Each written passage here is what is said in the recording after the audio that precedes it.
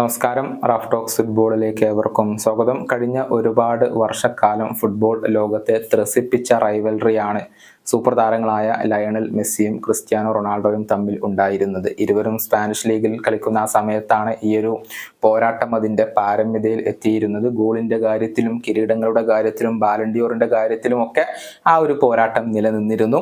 രണ്ടുപേരും മനഃപൂർവ്വം മത്സരത്തിൽ ഏർപ്പെട്ടിരുന്നു എന്നാണ് ഫുട്ബോൾ ലോകം പൊതുവിൽ വിശ്വസിച്ചു പോന്നിരുന്നത്.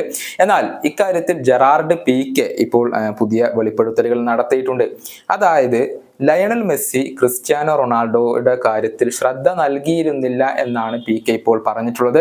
റൊണാൾഡോക്കൊപ്പവും മെസ്സിക്കൊപ്പവും കളിച്ചിട്ടുള്ള താരമാണ് പീക്കെ. അദ്ദേഹത്തിന്റെ വാക്കുകൾ ഇങ്ങനെയാണ്: ലയണൽ മെസ്സി അങ്ങനെ മറ്റൊരാൾക്ക് അറ്റൻഷൻ നൽകുന്ന ഒരു വ്യക്തിയല്ല. മെസ്സി എപ്പോഴും തന്റെ ടീമിൽ മാത്രമായിരിക്കും ശ്രദ്ധ കേന്ദ്രീകരിച്ചിരിക്കുക.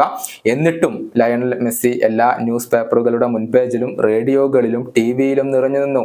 ടീമിനോടൊപ്പം കിരീടങ്ങൾ നേടുന്നതിൽ മാത്രമായിരുന്നു മെസ്സിയുടെ ശ്രദ്ധ. അതിന്റെ ഫലമായി കൊണ്ട് തന്നെയാണ് അദ്ദേഹത്തിന് ഈ ഒരു ബാലൻഡിയോർ പുരസ്കാരങ്ങളെല്ലാം ലഭിച്ചു തുടങ്ങിയത്.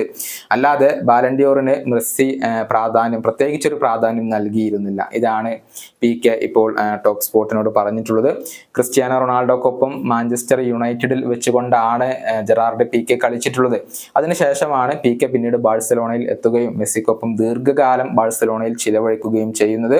ലയണൽ മെസ്സി വ്യക്തിഗത നേട്ടങ്ങൾക്കോ അല്ലെങ്കിൽ റൊണാൾഡോയെ പോലെയുള്ള മറ്റുള്ള താരങ്ങളുമായി മത്സരിക്കുന്നതിനോ യാതൊരുവിധ പ്രാധാന്യവും നൽകിയിരുന്നില്ല എന്ന് തന്നെയാണ് പീക്കെ ഇപ്പോൾ ഇതിലൂടെ വ്യക്തമാക്കുന്നത്. ഈ വീഡിയോയുടെ അവസാനിപ്പിക്കുന്നു. കാണാം.